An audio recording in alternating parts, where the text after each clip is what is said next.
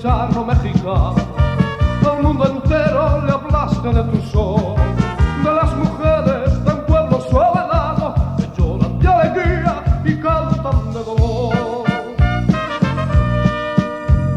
Que me entierren en la sierra, oye de los matacuales, y que me cubra esta tierra, que es cuna de hombres cabales, voz de la guitarra mía.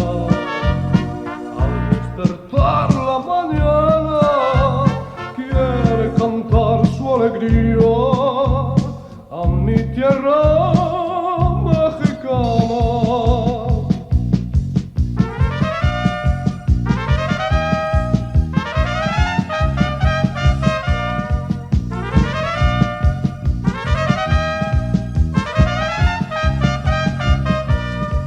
Adiós, hermano de sueños y de anhelo, ya te cobija la tierra que te amó.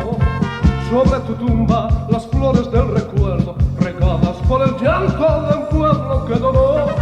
Te fuiste pronto como los elegidos, en plena gloria y en plena juventud, pero nos dejas tus versos consentidos y nunca olvidaremos que así cantabas tú.